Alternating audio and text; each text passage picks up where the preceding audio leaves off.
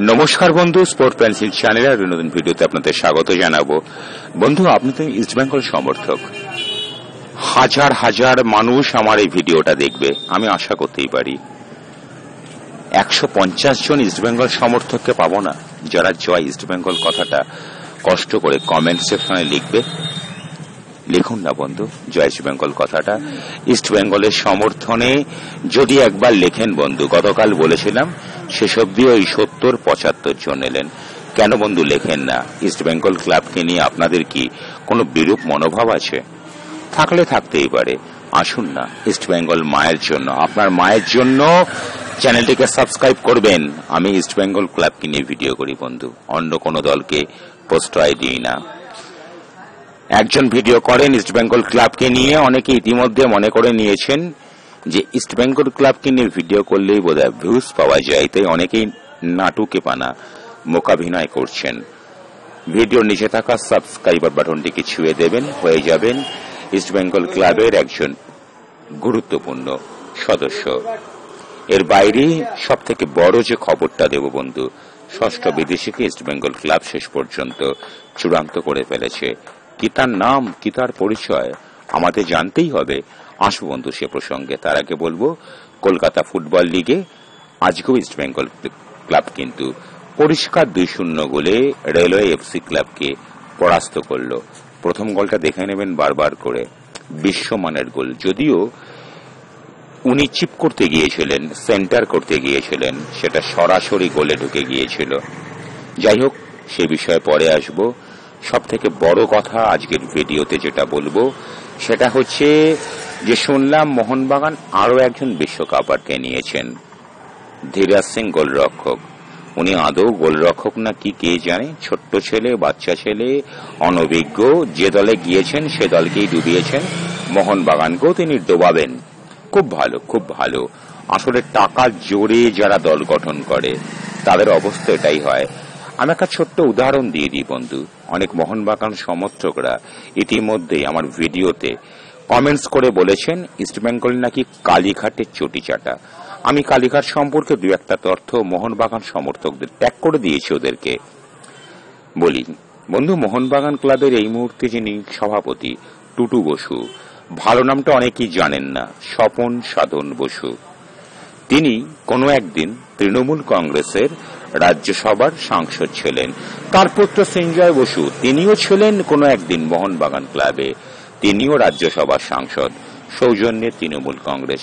এই মুহূর্তে মোহনবাগান ক্লাবে যিনি সহসভাপতি কুণাল ঘোষ, তিনি তৃণমূলের কোন একটা হর্তাকর্তা বিধাতা হবেন।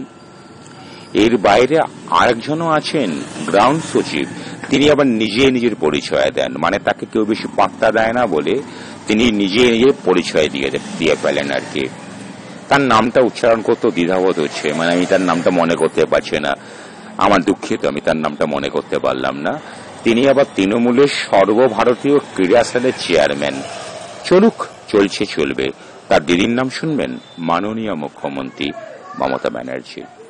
অর্থাৎ গোটা তৃণমূল কংগ্রেস কালীঘাটের কাছে নিজেদেরকে একদম সঁপে দিয়েছে, ওই যেমনি রানী রাসমণি সঁপে দিয়েছিলেন দক্ষিণেশ্বর মন্দিরে। এরপরও বন্ধু মোহনবাগান সমর্থক আপনি এত বড় বড় কথা বলেন কি করে? ছেড়ে দিন বন্ধু। এবারে ইস্ট বেঙ্গল দলটা ভালো হয়েছে, গতবারে সেরকম দল না করেও যেভাবে আপনাদের নাস্তানুবোধ করেছে। পরিসংখ্যানটা বলি, 5 বারের পরিসংখ্যানে মোহনবাগান 2 বার, ইস্ট বেঙ্গল 2 বার, 1 বার ড্র। অত ভালো শক্তিশালী দল গঠন করেও যখন ইস্ট বেঙ্গলের একটা কোনো কিছু করতে পারেননি, আমি অশ্লীল ভাষা বলি না বলে তাই বললাম, আপনারা আপনাদের মতন করে ভাষাটাকে সাজিয়ে নিতে পারেন, কমেন্ট সেকশনেও বলতে পারেন। যখন কিছুই করতে পারেননি, আমার ছোট্ট বাচ্চা মাঝে মাঝে আমার পাকা চুল এনে দেয়। পাকা চুলকে বাংলা আমরা চুল বলি, ইংরাজিতে কি মাফ করবেন, হিন্দিতে কি বলে আমি বলবো না, আপনারা বলুন। যখন কিছুই করতে পারেননি, এবারেও কিছু করতে পারবেন না। ইস্ট বেঙ্গল ক্লাব তাদের ষষ্ঠ বিদেশিকে প্রায় নির্বাচিত করে ফেলেছে। এই মুহূর্তে তার নাম বলে আপনাদেরকে বিড়ম্বনায় ফেলবো না, আমাদের অপেক্ষা করতে হবে আর একটু সময়। এটুকু ধৈর্য ইস্ট বেঙ্গল সমর্থকরা নিশ্চয়ই দেবেন। কোন এক পার্থ কিন্তু ইস্ট বেঙ্গল ক্লাবের নির্ণায়ক হতে পারে না। হ্যাঁ বন্ধু, আমি স্পষ্ট ভাষায় বলছি, ষষ্ঠ বিদেশিকে ইস্টবেঙ্গল ক্লাব রীতিমতো নির্বাচন করেছে। আগামী 72 থেকে 96 ঘন্টার মধ্যে তার নামটাও আপনারা জেনে যাবেন। একটা স্বয়ং সম্পূর্ণ দল, কম বাজেট বন্ধু, খুব বেশি বাজেট যারা আছে ইস্টবেঙ্গল ক্লাবের ইনভেস্টর তারা করতে পারেনি। তবে তারা যেটা করেছে তাদের কাছে কৃতজ্ঞতায় মাথা নত বারবার করতে হয়। সত্যি করেই এবারে ইস্টবেঙ্গল দলটা দেখুন, মাঠে নেমেই দলটা কি পারফরমেন্স করবে সেটা আমি জানি না, আপনি জানেন না। তার কারণ ভালো দল গঠন করেও বিশ্ব ফুটবলে বহু দল আছে যারা মাঠে নেমে খুব একটা ভালো পারফরমেন্স করতে পারেনি। এবারে ইস্টবেঙ্গল দলটার পরিণতি সেই দিকে হবে কিনা সেটা আমাদের জানা নেই। তবে কাগজে কলমে ইস্টবেঙ্গল যে দলটা এবারে তৈরি করে ফেলল, সে দলটা নিঃসন্দেহে ইন্ডিয়ান সুপার লিগের বহু দলকে যে বেগ দেবে সে কথা স্পষ্টভাবে বলা যায়। আমি পার্টিকুলার মোহনবাগান নিয়ে কোনো কথা বলবো না বন্ধু। মোহনবাগান ক্লাব কলকাতা লিগে এই মুহূর্তে যেখানে আছে বন্ধু, আমি এই মুহূর্তে ইস্টবেঙ্গলের সীমানা ছাড়িয়ে যদি মোহনবাগানের দিকে তাকাই, আচ্ছা আপনাদের দলটা কলকাতা লিগে এই পরিণতি কেন? জুনিয়র দলের দিকে তাকান না। আসলে সঞ্জীব গোয়েঙ্কা ব্যবসায়ী, তিনি পারফরমেন্স চান। কেন বন্ধু, একটা জুনিয়র দল তো গঠন করতেই পারেন। তো এমন একটা দল গঠন করেছেন যে 6খানা ম্যাচ খেলার পরে তারা একটা ম্যাচ মাত্র কোনো ক্রমে জয়লাভ করতে পারে।